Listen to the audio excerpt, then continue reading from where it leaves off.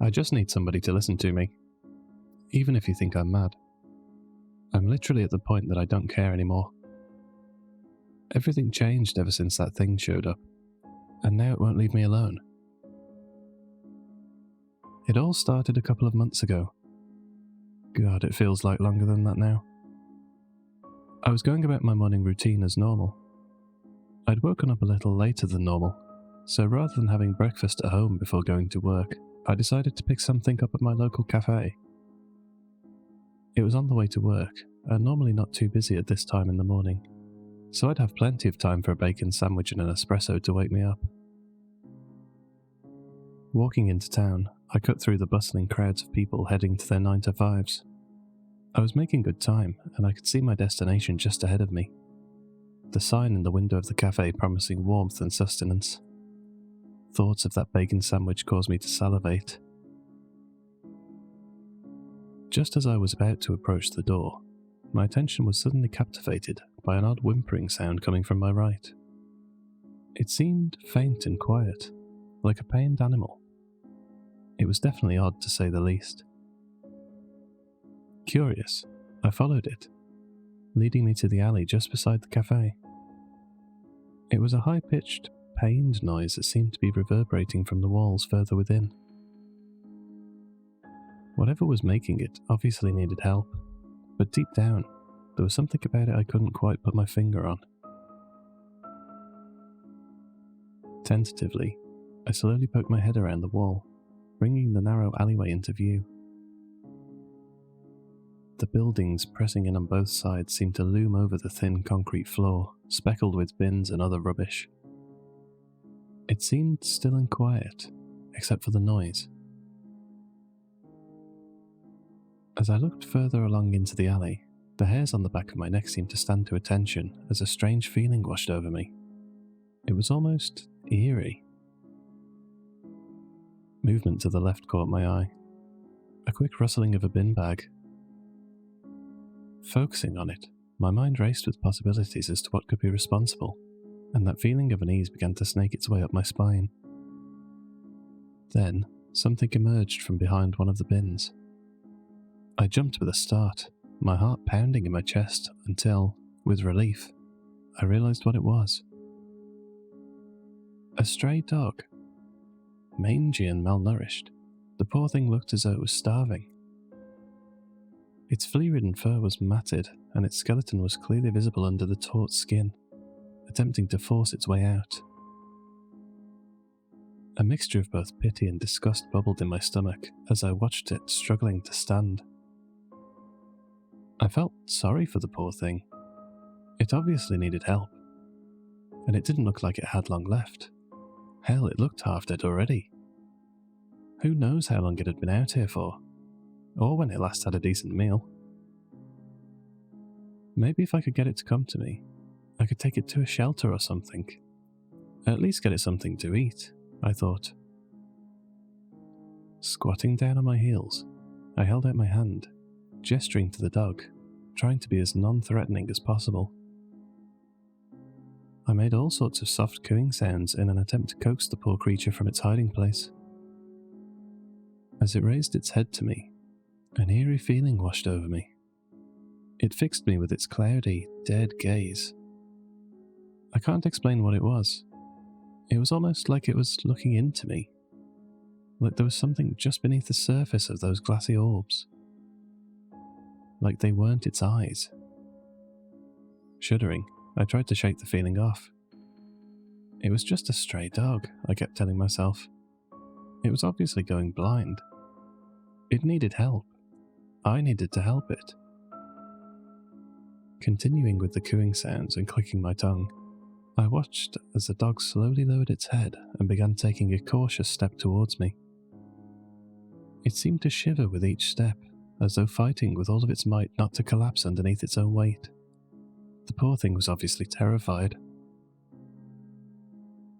As it got closer, it was almost within touching distance of me, when a loud crash from the right caused it to yelp and flee with a start. It ran deeper into the alleyway, yelping as it went, moving with an unnatural speed considering its decrepit appearance. My heart sank a little as it vanished down the alley. There was no way I'd be able to catch it now. It was far too quick. That noise had probably just sealed the dog's fate. Trying my best to forget about it, I made my way back to the front of the cafe to get myself something to eat before another grinding day of sitting at a desk. Rounding the corner of the alley and making my way to the cafe door, it looked busier than normal. Looking through the window, I could see the shop was filled with several people, far more than the usual 5 or 6 that seemed to frequent it. It took me a few seconds to realise that something was wrong. Rather than standing in an orderly queue, the patrons all seemed to be crowded around something on the floor. Confused, I made my way inside. There was a tangible feeling of panic in the air, and although I had only just entered, I couldn't help but feel an odd sense of dread welling up in me. Several people seemed to be crowded around what looked like a person lying on the floor.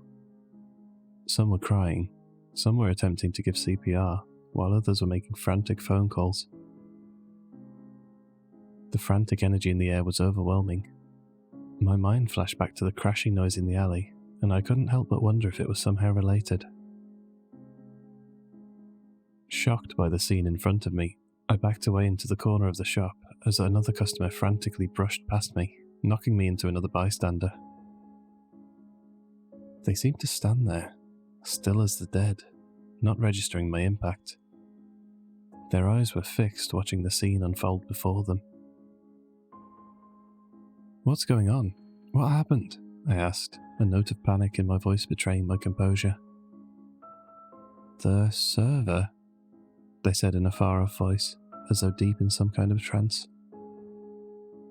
She was fine 1 second, and the next she was on the floor, convulsing. Pausing, he slowly turned to face me, his eyes rimmed with tears and fear. We couldn't get a pulse. Mortified, all I could do was stand there, staring at the poor and moving woman on the floor. After what felt like hours, an ambulance pulled up outside the cafe, and 2 tired-looking paramedics burst through the door. Forcing their way through the panicked crowd, they dropped to a crouch by the woman on the floor. As the crowd parted, I managed to catch a glimpse of her face. It was only for a second, but that was long enough for the terrible image to be seared into my mind. Her skin was a mottled blue. A thick froth of saliva lined the edges of her pale lips, and her bulging eyes were bloodshot and unmoving. It was awful. If I close my eyes, I can still clearly remember the pained look on her face, as though I was there right now. In what felt like slow motion, I watched as one of the paramedics crouched next to her, began to check her over, testing responsiveness and relaying answers to his partner, who made notes on his pad. After a few minutes, he climbed to his feet, a solemn look on his face, before turning to his partner and declaring the time of death. A cold feeling washed over me, as though all of the air had been drained from the room, and I could feel a cold sweat break out across my forehead. Nausea soon followed. I stumbled out of the cafe, the warm air outside doing nothing to clear the chill that had crept up within me, nor quell the sickness steadily rising in my throat. I'd never seen anything like that, never seen someone die. Obviously, you see it all the time on TV and in video games, but it was nothing like that. I couldn't get the image of her face out of my mind. Those staring, bloodshot eyes. I tried to compose myself, trying to push the thoughts from my mind. Work. I needed to get to work. I was already running late as it was. I began making my way to the office, legs shaking, still unable to clear the thoughts of that woman from my mind. I don't think I even remembered getting breakfast in the end. My life carried on pretty much as normal after that, although I did still get flashes of what I'd seen in that cafe. They died off after a few days, and I happily carried on as though the incident had never happened. I'd say it was fine, until around a week afterwards. I was walking through town. It was a Saturday afternoon, and I was running a few errands, getting my groceries, life admin. Anyway, as I was making my way down one of the side streets on my way to the hardware store, I needed a light bulb, as the one in my bathroom had popped on me that morning. A slight movement from the alleyway to my right caught my eye. Turning to face it, I was met with the sight of two milky eyes staring back at me from further within, surrounded by matted dark fur. It was the dog. The same one that I'd seen that day at the cafe. As soon as I saw it, the memories of that previous encounter jumped to the forefront of my mind. That woman's cold blue face. The dog was staring at me, unblinking, almost unmoving but for the wagging of its tail. The way its eyes seemed to bore into me, almost searching me for something, brought back that same eerie feeling I'd felt last time. Only something about the animal seemed different this time. I know it was stupid, but I could have sworn it looked less dishevelled. Although its fur was still matted and unkempt, it somehow seemed fuller. Its bones were less visible, still present, but less defined, as though it had managed to eat a couple of times since the last time I saw it. As though remembering the last time, it lowered its head and began to tentatively approach me, all the while keeping me locked in its cloudy gaze. As repulsed as I was by the creature, I knew it still needed help. Now I had another chance to get it somewhere that would give it the care that it needed, to save it. Fighting off the unease that its gaze had instilled in me, I slowly reached out my hand and called to it, careful not to be too loud or quick in case I startled it. If I could just get it, I could take it to a shelter or somewhere, get it off the streets and give it a fighting chance at surviving. It inched towards me, its steps stronger and more confident. It was so close, barely an arm's length away. I held my breath, wary of any sound that might startle the poor thing and undo all of my progress.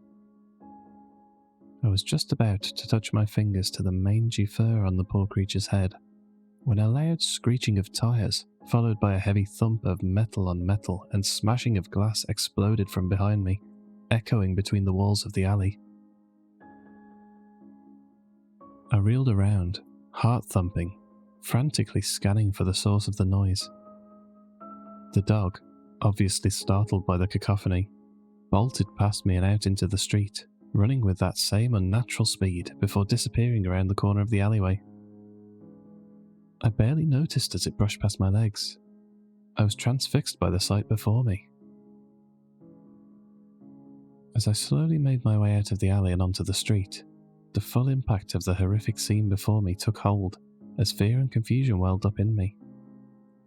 Black rubber skid marks lined the road, and sparkling shards of glass lined the floor like a thin layer of transparent snow. The marks, swerving back and forth, led to what remained of a small white car. Puddles of oil and other fluids were pooling at the base of the now crumpled car, its front bumper practically invisible, fused with the parked van in front of it. The smell of burning rubber and leaking fuel was thick in the air, filling my lungs. As I tried to start processing what I'd seen, to try and even imagine how this could have happened, I became aware of the screams of other pedestrians on the street. They were staring, wide-eyed as they took in that same terrible sight. As I traced their gazes, my eyes met with the source of their terrified expressions. Leaking out from under the driver's side door was a thick, deep, crimson liquid. It was pooling on the floor beneath the vehicle, mixing with the oil and fuel in a grotesque puddle. As I raised my eyes, following it, I saw something that made the blood drain from my face. Something pink, spattered with red, jutting out of the window of the car. An arm. Bent at an unnatural angle, it was sticking out of the driver's side window. shards of glass embedded deep within it. I could barely recognize anything in the fleshy pulp that it was attached to. Holding back a swell of vomit, I realized that what remained of the driver had been twisted and pulverized into an unnatural shape, its limbs jutting at angles that the human body should never have been able to achieve. I had to turn away as the swell of vomit threatened to overtake me. The scene was chaotic. People were crying, frantically making phone calls and panicking. Some were running to the car to try and help, although I had no idea what they could do for the driver now. All I could do was stand there, watching, dumbfounded. I'd never seen anyone die before, and now within the space of a week, I'd seen 2 people meet their untimely ends in awful ways. My mind reeled with questions. What had happened? Why had both of these happened when I was there? How could I have gone through all of my life only to see 2 gruesome deaths in the space of a week? Then another thought rose to my mind. That dog. That dog had been there both times too, always disappearing just as the poor souls were cut from this mortal coil. No, it was just a coincidence. That was all. The dog was just a stray. Blind chance was the reason I'd seen it at both of these awful accidents. There was no way it could have been involved. I was just being stupid. As if suddenly remembering it existed, I glanced around, looking for any sign of the flea-ridden creature. I couldn't help the driver of the car, but I could still help that dog. Scanning the street in the direction I'd seen it running, there was nothing, aside from the debris from the crash and the growing crowd of pedestrians. There was no sign of anything out of the ordinary. Knowing how absurd this was going to seem, what with the terrible scene behind me, I made my way over to one of the other pedestrians standing close by. She'd been standing next to me when I first came out of the alleyway. The dog would have had to run past her as it fled. "Excuse me, sorry, I know this is going to sound really weird, but you didn't see a stray dog run past just before this happened, did you?" I said, embarrassedly, gesturing to the scene behind me. What?" she replied, as though I'd snapped her out of a trance. "Dog?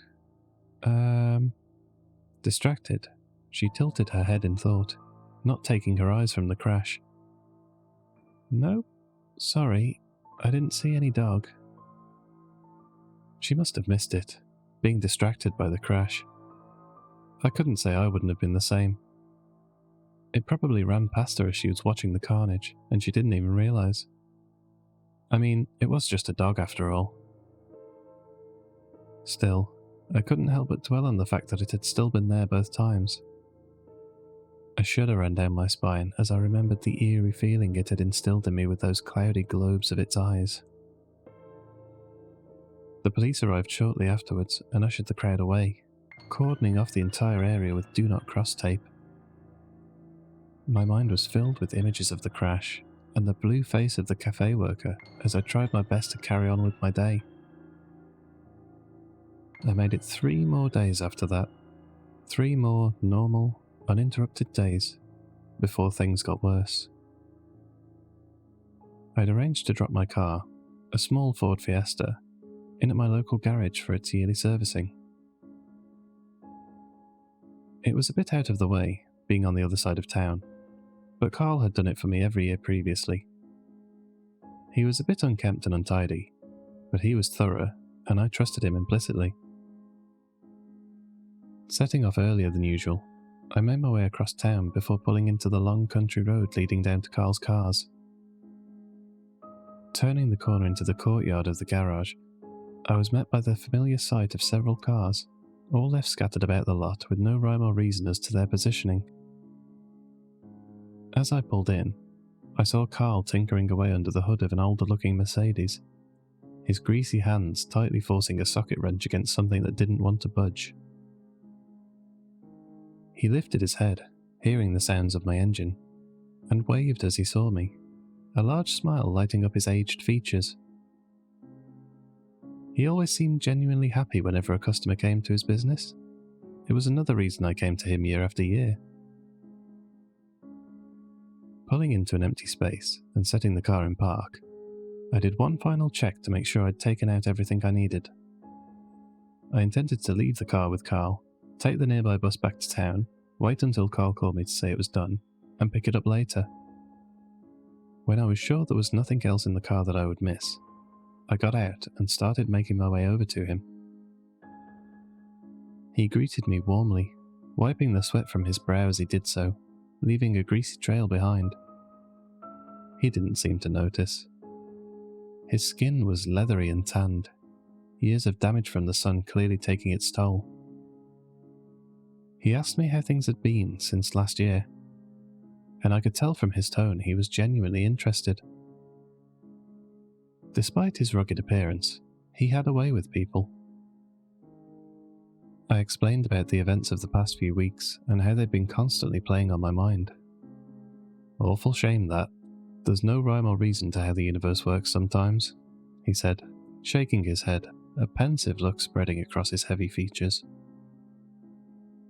We talked for a while longer, making the usual small talk, before ultimately I handed him the keys. I could have stopped and talked with him all morning, but I was acutely aware of the nagging sensation in my brain, the one telling me that if I didn't leave soon, I would miss my bus. Waving farewell to Carl, I started to make my way down the country lane that led from Carl's to the nearest bus stop, taking time to appreciate the quietness of the area. The rolling fields surrounding it, and the hint of a dense forest in the distance, were beautiful and made a pleasant difference from the large concrete structures of town. After a few minutes of walking, the bus stop loomed into view. It was a small, run-down hut that looked as though it had been there for decades, and was in desperate need of modernisation. Its aging structure contained only a single bench and a timetable plastered to the one wall. Checking my watch to make sure I was still ahead of the bus, I sighed with relief as I realised I'd made it with a few minutes to spare. Taking a seat at the bench, deciding to treat myself to a nice seat while I waited, I opened up my news app on my phone and began to read. I'd only been sitting for a couple of seconds at most, just loading up a new article on my phone, when I felt something warm brush against my leg. It was accompanied by a ragged, laboured panting sound that caused all of the colour to drain from my face. My mind reeled, thinking about whatever creature could have been making that noise. Slowly, and with great effort, I brought my gaze down to where I'd felt the sensation, fearing whatever it was that had been hiding in the hut, watching me, waiting. I was met with the sight of mangy, matted fur and a cold, cloudy stare. My jaw dropped as I recognised the repulsive homeless dog that I'd seen over the past couple of weeks, leaning gently against my leg. Again, it looked different from before. Still coated in mangy fur, and still sporting those cloudy, milky orbs for eyes, its skeleton was no longer visible beneath its skin, as though it had started returning to something akin to a healthy weight. How was it here, on the other side of town? On the outskirts, no less. It would have had to have wandered for miles. And what were the chances of it being there, at this bus stop, with me? It fixed me with one of its cloudy eyes, staring at me as its tail slowly started wagging behind it expectantly. The eerie feeling that I'd felt each time before seemed to raise its ugly head again as the dog slowly bent forwards. I couldn't move, stunned, as it nudged my leg with its snout, looking at me as though waiting for something before raising its head towards my limp hand.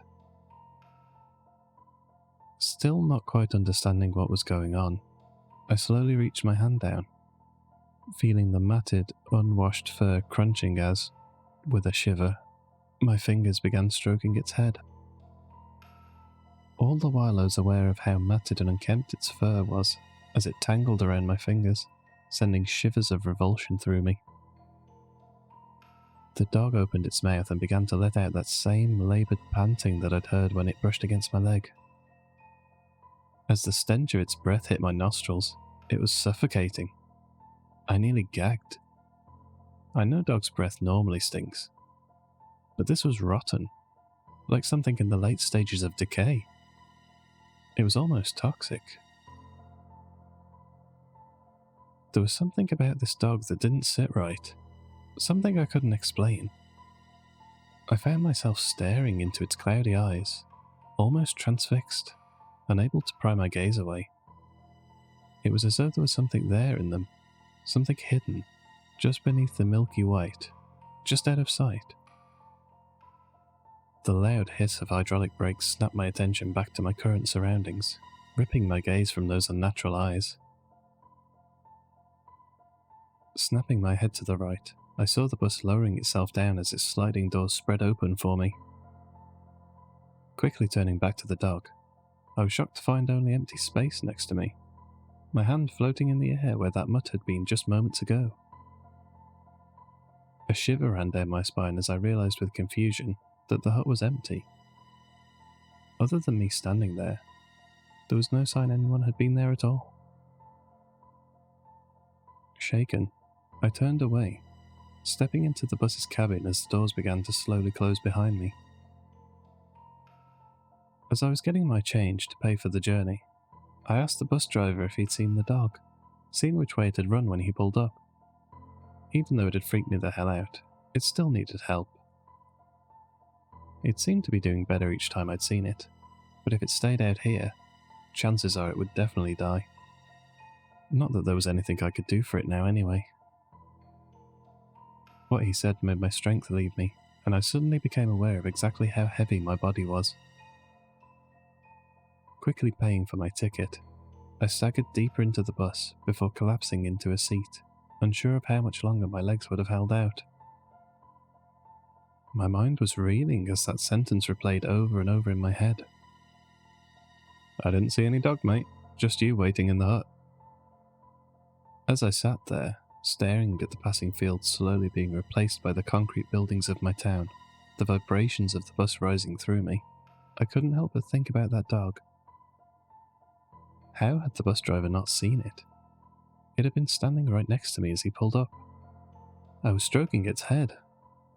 Perhaps it had bolted as the doors opened, ran in his blind spot maybe? Still, surely he would have seen something. A creeping chill caused the hairs on my neck to stand on end as I remembered its glassy-eyed stare, the way it seemed as though it was looking into me rather than at me. Memories of the previous encounters floated slowly to the forefront of my mind. Every time I'd encountered that dog, its eyes seemed more and more like they belonged to something else. And it looked different. No longer the malnourished waif that I'd seen the first time. If I didn't know better, I would have just thought it was an unkempt pet. There was definitely something unnatural about that dog. With the memories came the images of the accidents that had happened shortly afterwards, after each time that I tried to interact with the dog. Try as I might, I still couldn't shake the feeling that they were somehow linked. But then again, I'd seen that dog just now, and nothing bad had happened. Other than it making me jump out of my skin and then vanishing without a trace. Everything seemed perfectly normal, in fact. A nervous chuckle slipped out from under my breath. I was jumping to conclusions. There was no way a dog could have been responsible for the accident. It was just a dog after all. Even if it did creep me out a little, that's no reason to assume it had in some way orchestrated those accidents. I felt stupid for even thinking it. As the bus made its way to the centre of town, I started to relax a little, feeling almost lighter somehow, like a great weight had just dissolved away.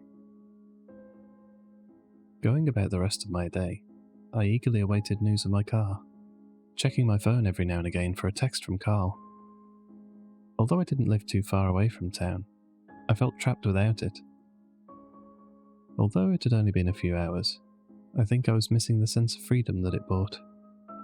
With it, I could go anywhere at any time, but now I was stuck here, in the small local area within my meagre walking distance.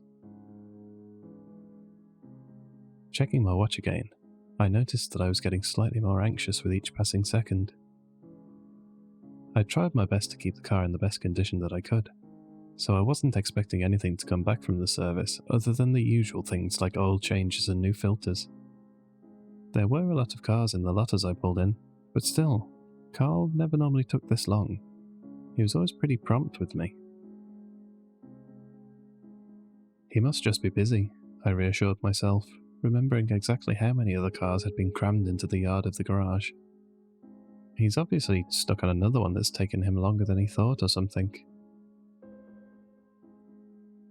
Still, even with that reassurance, I couldn't quell the uneasy feeling that had taken root in my stomach. Hours went by uneventfully, the sky outside now beginning to dim, gradually bleeding into a deep red hue.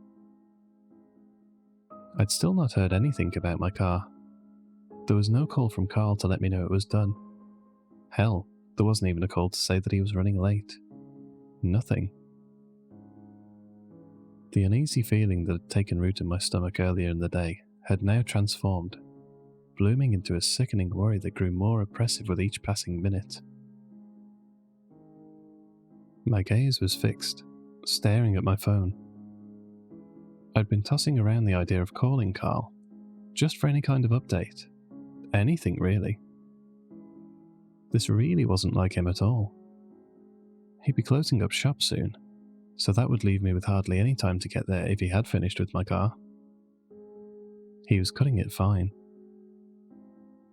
Unable to hold the anxiety at bay any longer, I began dialing Carl's number. All the while I was half expecting my phone to burst into life with an incoming call, like two ships crossing in the night. I had no such luck. Pressing the call button, I held the phone to my ear, the blaring noise of the ringer reverberating through my head with each second that passed. As it rang, I felt a creeping sensation race across my scalp, intensifying as the seconds dragged on and on. After around a minute or so, the ringing stopped, and the sound of the line connecting met my ears. Relief filled me as I heard noise on the other end of the line. Quickly, I blurted out, "Hey Carl, it's me. I just wondered if..." "Hey there, you've reached Carl's Cars. I'm just a little busy out back right now, but if you leave your name and number, I'll give you a call back just as soon as I can." A shrill beep followed as the answering machine clicked on, ready to record my message. The short-lived relief that had filled me moments ago was drained away, leaving only the intensifying anxiety that I'd been feeling before, now bolstered to unbearable levels. With a shaking hand, I hung up. He must have just been caught up with all the work that he had today, I thought to myself.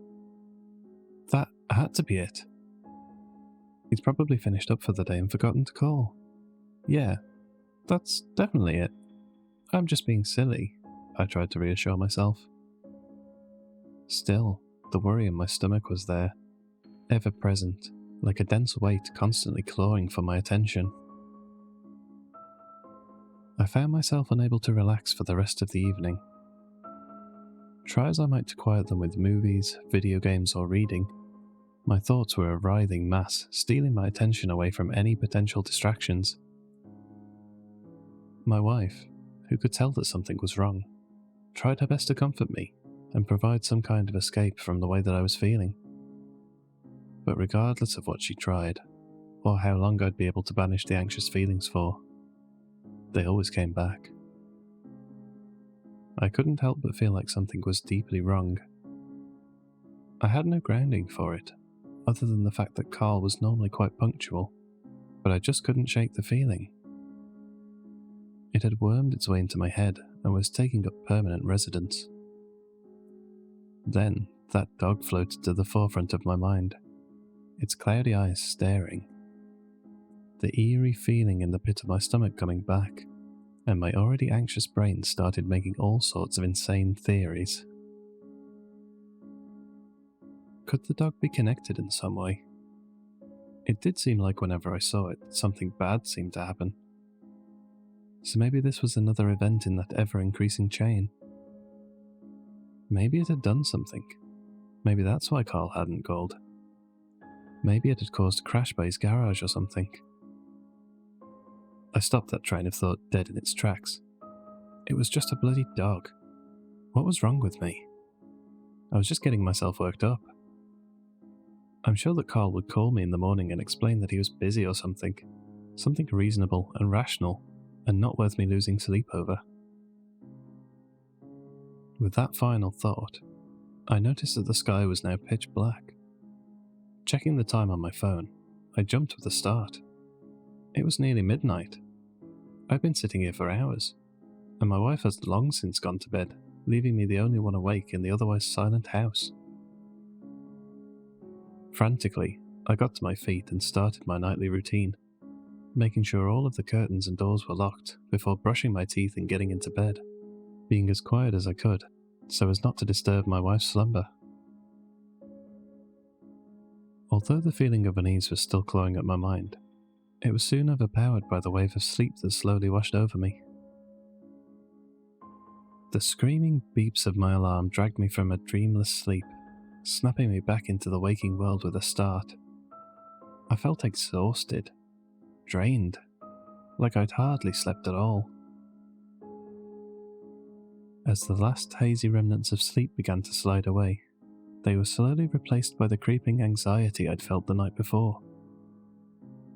Memories of the previous night came flooding back to the forefront of my mind, and I reached frantically for my phone, desperately awaiting a text from Carl. Something to put my mind at ease. As the screen lit up, there was nothing. Just the same picture of me and my wife, staring back at me. He should have texted or called by now. The garage was open, so he should have had some update for me, even if he had been busy yesterday. Frantically, I dialed his number again, the uneasy tension rising to the top of my throat as I waited through those ear-piercing rings. I waited with bated breath for what felt like an eternity, holding my breath until the speaker suddenly burst into life. Hey there, you've reached Carl's Cars. A sickening wave crashed over me. I hung the phone up again, my hand shaking as it pressed the end call option. Just what the hell was happening? This wasn't like Carl at all. The anxiety had now transformed into deep, foreboding terror, mingled with dread and concern. After a brief second, I decided that I would physically call him myself after work. Maybe his phone lines were down or something. He might have tried to call me, and he wouldn't have been getting my calls either.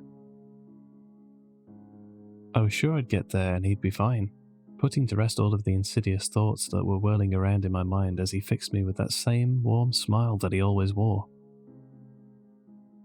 I went about my morning, trying as hard as I could to push the unease about Carl to the fringes of my mind. Getting dressed and eating my breakfast, it suddenly dawned on me that I didn't have a car. I'd have to make my way to the office another way. The idea of walking filled my exhausted mind with dread, so instead I opted to take the bus. Staring unfocused out of its window as the subtle vibrations of the engine coursed through me, I couldn't focus. I tried to watch the town passing me by, but my thoughts were like a thick mud, bogging me down and drawing me back in, no matter how hard I tried to pull myself free. Needing a distraction, I opened the local news app on my phone, hoping that I'd be able to focus on the headlines long enough for a moment of reprieve. It only normally reported on small local stories, not the oppressive doom and gloom of the larger papers, but I'd hoped that it might provide some happy distraction. I could have done with some good news. All strength left me again as a sense of weakness slithered through me. I began visibly shaking as the app opened, and I was greeted with its main headline. With frantic, darting eyes I read the article, its title echoing in my mind. Local mechanic found crushed. Police investigating. The colour drained from my face, and a wave of sickly cold washed over me as my brain processed the finer details of the text. Late last night, the police were called to a mechanic shop just on the edge of town. A customer who'd returned to pick up their car had made a call, sounding distressed and upset. Arriving on the scene shortly afterwards, they'd entered the courtyard to find the place deserted and silent. Carefully making their way around the back, they found what remained of the mechanic sticking out from under the bulk of a small Ford Fiesta. Police and ambulance services were called to the garage, where the mechanic was pronounced dead at the scene. The picture attached to the article clearly showed the garage itself, the words "Carl's Cars" in large letters attached to the front of the building, the lot filled with cars in a scattered pattern. It took everything I had not to drop my phone and curl up into myself. Carl was the only person that worked there.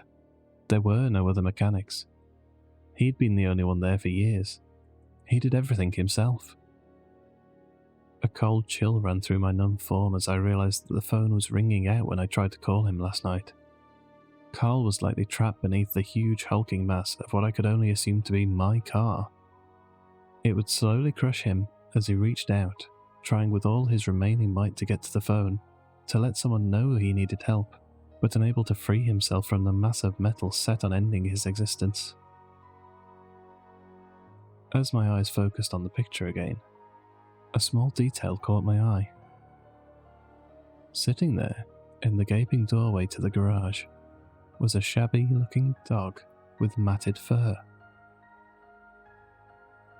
Whatever remaining composure I'd managed to retain slowly trickled away as I moved my gaze to its eyes. The milky white spheres were staring out at me. It felt like they were reaching through the picture, observing me as I was, right here on this bus. The eerie feeling I'd felt every time I'd seen the creature was back, and now seemed to intensify with each second I spent looking into those eyes. What was it doing there? How did it get into the picture? Surely the police would have assumed it was Carl's and tried to take it to a shelter or something, not just leave it there wandering around. There was no mention of it in the article, but then again, would anyone but me have thought it was relevant? Then yet more thoughts forced themselves to the forefront of my mind. That dog. It had been there, and now Carl was dead. The sickening feeling tightened in my stomach. That's 3 times I'd seen it now, and each time a terrible accident seemed to follow. It was getting to be too much of a coincidence now. I didn't know how, but that dog definitely had something to do with them. I sat there, numb, staring blankly out of the window for the rest of the journey. I just couldn't believe what was happening. I could feel the world passing me by, but I hardly registered anything. Eventually, the bus pulled up onto the street just outside of my office. Autonomously raising myself to my feet, I barely even noticed the hissing of the air brakes and the dropping of the step by the door. I absent-mindedly thanked the driver as I stepped out of the vehicle and into the busy street in front of my office. Everyone around me was going about their day as normal. The throngs of people moving through the streets, blissfully unaware of the dangers that seemed to be lurking in the form of a mangy canine. Desperate for a distraction, anything to quiet the screaming thoughts in my head, and the terrifying conclusions that they were presenting, I made my way as quickly as I could into my office building.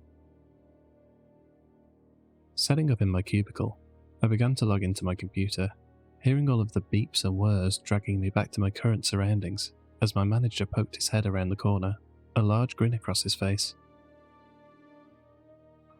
It seemed to dim a little as he laid his eyes on me. The panicked expression etched into my face, not hidden at all.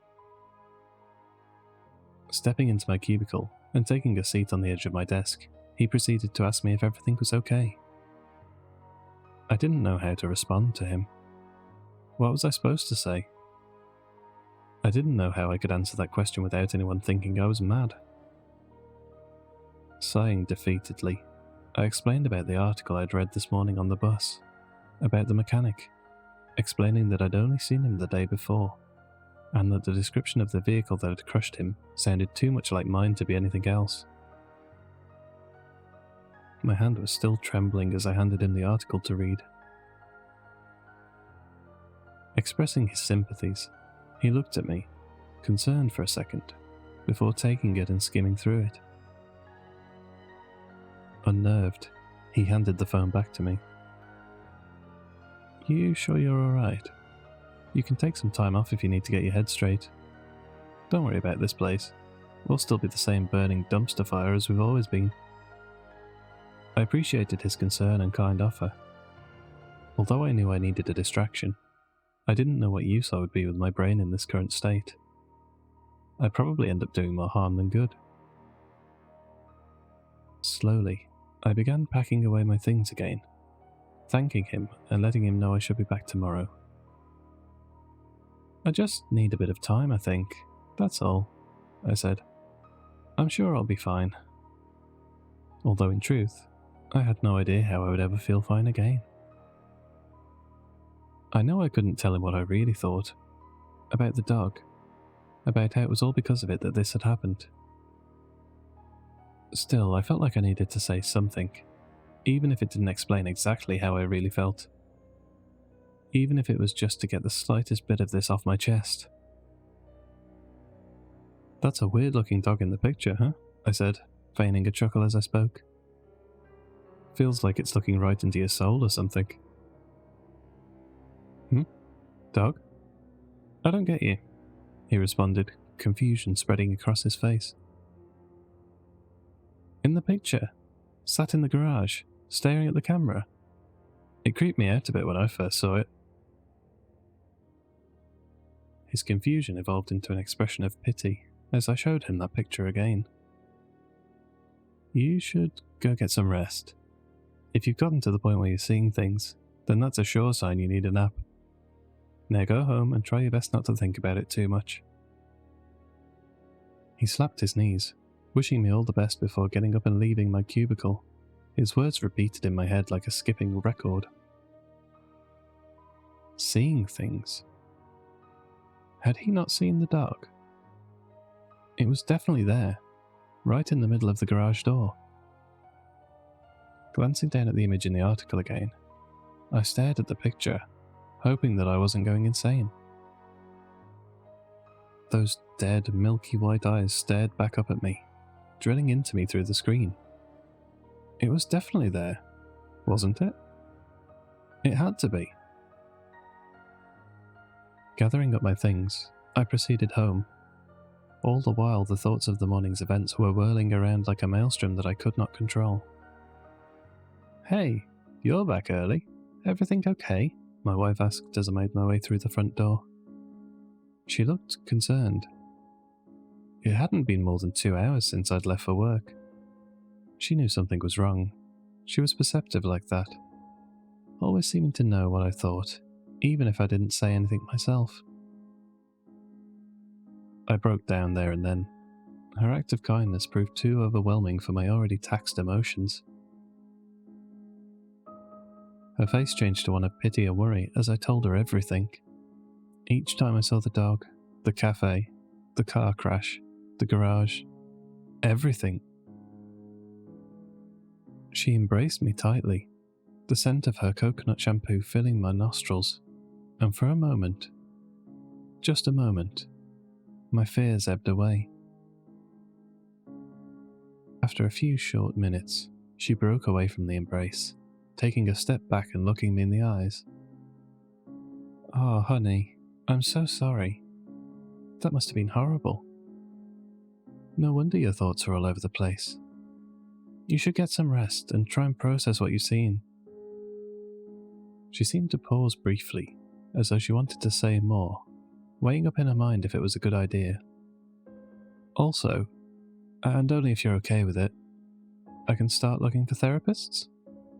You know, to help you deal with it, she said, her eyes filling with genuine care and concern, and worry as to my reaction. At that moment, my heart dropped. She didn't believe me.